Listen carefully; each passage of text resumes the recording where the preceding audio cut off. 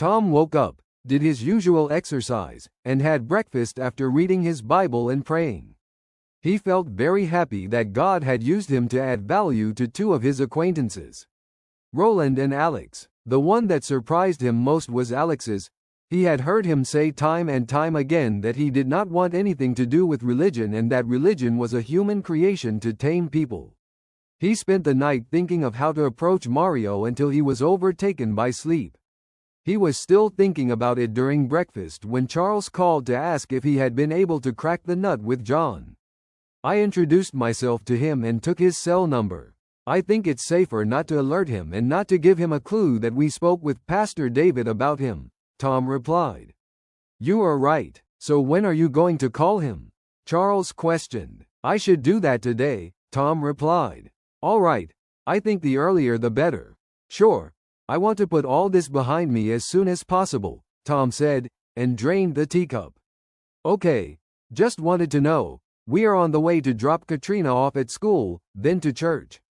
Okay. Have a blessed day, Tom said and dropped the phone. He had been thinking of how wonderful it would be to have his daughter visit him and have Jesus explain to her. The last time he called, he felt the girl was at a point in her life when she needed a father's advice. But what advice would he give a teenager when he had never known what it means to be a father?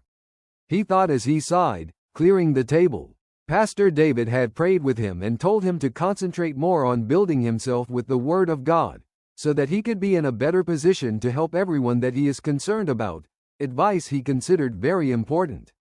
He knew it was not going to be easy to get his daughter to believe him, because all the mother had ever told her was that he was a bad father who would rather drink than care about his family. He felt an urge to call her and at least begin communicating with her. He knew it would not be easy, but that she would gradually come to believe him. He decided to follow his heart and call his daughter. He waited as the phone rang, then finally clicked, and then, there came a voice from the other side. Hello, my baby, he said, wondering what her reply was going to be, even though he had always referred to her as his baby. I am not a baby anymore, she returned. I know, but you remained my baby even though I messed up and have missed those wonderful moments, he said, trying to penetrate her heart. Why are you calling? She said.